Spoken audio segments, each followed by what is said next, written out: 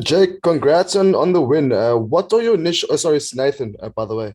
What are your initial thoughts on the fact that the Bulls, the domestic side, beating a Springbok B side? Is it a concern in your opinion, or shouldn't we look into it too much? No, Nathan, I think to be fair, it just reaffirms everything I believe in coaching is that when you put a side together, you need time with them, you need combinations to gel. And we probably have had, with our combinations, much more time than what the SAA side had together. So I mean, I suppose that was always expected. It was about whether or not they could gel quickly, and whether or not we could rely on, as I said, on the time that we've been together. And you could see at the end there, we were obviously a lot more, I suppose, composed by the fact that that group of players had played together, whereas the group that ended for the SAA side was literally a new group of players. Jake, you haven't been in this position before playing at a provincial side. I mean, you've obviously got a lot of experience from the box now, and just your thoughts on what would be going through Jacques' mind. Would you be worried by this performance? Brendan, no. Look, I mean, I think it takes it into context. I don't think this performance, just like last week with the British and Irish Lions losing to SAA, the test series is very important. I just spoke to Morné Steyn. He came to our change room and he said this is what they needed. They needed a team to front up physically. They needed a team to play a certain way. And I thought we did those two things really well, Brendan. We played a different style to what we usually play in the Currie Cup. We try to do a couple of new things that they obviously haven't seen. And then, I think the forwards pack, a lot of like I think last week, Brendan, a lot of guys asked me, you got great backs. What are you going to do with your young forwards? And I thought that they really fronted up nicely today. So I mean, I don't think, as I said, that there's any indication of what the test series will be like next week. Jake, you've been in the same position, an erstwhile World Cup winner. What goes through your mind when this happens, and taking in consideration what you've just said, being beaten by a franchise, the team that you work with to support and to make your options available for next week? Just elaborate a little bit. What would go through your mind? And I know that you haven't been in this situation when you were a national coach. The mind, Simon, you're talking about from the national perspective or from me as a provincial coach? Both, if you don't mind, please. Look, I mean, for me as a provincial coach, I'm very, very happy. I mean, I think that, I say that not from the result point of view, but the way we played, I'm very happy with the way we came back. I mean, anyone who watches rugby, those sort of games you put in your memory bank, and we put Jan Hendrik at hooker, incredible pressurized time for him to come on. And I know I'm not singling him out, but those are the sort of things you want to give players. You want them to be in those pressure situations, and to get that scrum and then get a turnover at the end there, is for any player a massive boost to his confidence and also to his learning. So from my point of view, very happy with what we've done. Some young players, I mean, Steenkamp and FC playing on the wing there. I mean, and then he was at fullback. And so I think the learning from a Bulls point of view is invaluable. From a Springbok point of view, I don't think, and I know you guys would want me to say there's a crisis and and then there'll be headline news at the box. But the box needed a hit out. They needed to give some guys game time. There's absolutely no indication of what happened today that will happen next week. Next week starts from zero. So it's like a little bit later, the Stormers play against the Lions. Again, that result is meaningless in terms of the bigger picture, because next week, when they pick their test sides, then the real action will start, Simon. So from a Springbok point of view, I mean, no one's ever going to remember, friendly games or warm-up games. They're going to remember the test series, whether it was the 1974 Lions or whether it was, the 1980 Lions or whether it was the 97 Lions and the 2009 Lions. The end of the day is about winning the series. So, Simon, I would say that the Springboks would still be focusing, and quite rightly so, on what happens next Saturday. Jake, not to sound like a broken record here, but you must be quite happy that you didn't put the coach's curse on your fly half.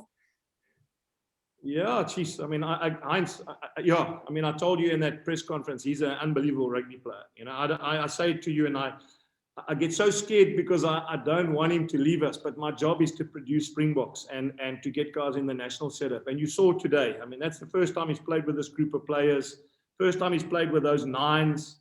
And, you know, when you're the general and you get a new nine every, you know, to play with you, and then another second nine, and then, you know, outside backs he's never played with before, when he still looks as though, you know, he knows what's going on. He made one or two mistakes, which I suppose is normal. But I mean, to have him, you know, he breaks the line, he's quick, he kicks well, you know, he defends, you know, really bravely. And you're right, I was scared to give him the curse because I didn't really want him to try and do everything on his own, because I told all the players, not prover. This is not prover for you to prove a point.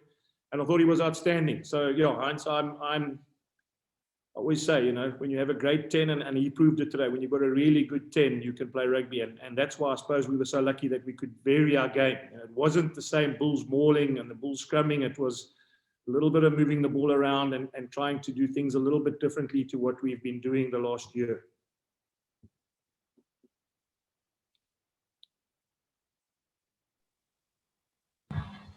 Jake, you must be really, really proud of your pack. I mean, that's a young pack of guys, and I mean, no one would ever say the SAA team ever had any sort of forward dominance or forward platform. I mean, they definitely matched them all the way. Yeah, Ken, as I said earlier, I'm very excited about the fact that we tried different combinations, and the forward pack are young. You look at a guy like Ruan Nokia's young, and Morne Smith young. I mean, Jan Hendrik Wessel's young. You know, even a guy like Gerard Steenkamp isn't an old seasoned prop forward. So, yeah, to have them, and then Via Steenkamp, who's a youngster, I mean, just come out of under 21s, Miller Ace, who's also just graduated out of the junior ranks, is fantastic for us. So, yeah, it's all about creating some depth. It's all about you know, getting some players to play in different combinations, and I'm really happy that forward pack, you know, we're able to play, and I'm stressing it again, Ken, play a different kind of game to what we've been doing before. You know, there was a lot of times we got caught behind the scrum trying to move the ball away, and I thought Yakurana was outstanding there by reading the situation. And I mean, that's why I suppose, you know, he has won a World Cup and he understands how much pressure he can put on a young guy. But I thought VA got it right towards the end, and Miller Ace got it right towards the end. So we were able to vary a lot of things with that pack. And the nice thing was that the constant was that they were physical and that they didn't back down to the physical contest as well, which is always a bonus for us. Jack, I was just wondering if I could perhaps get some input from you on one of your real unsung heroes. I mean, you've mentioned, you know, how well the pack played as collective, and I think that's undeniable. But a guy like Johan Grobbelaar, you know, comes on, you know, in the right place at the right time for that second try, you know, 2 turnovers. You know, he really has become, you know, like a real unsung hero of your pack. Yeah, he has, Heinz. And to be fair, he's also a youngster. He's also just graduated out of the juniors.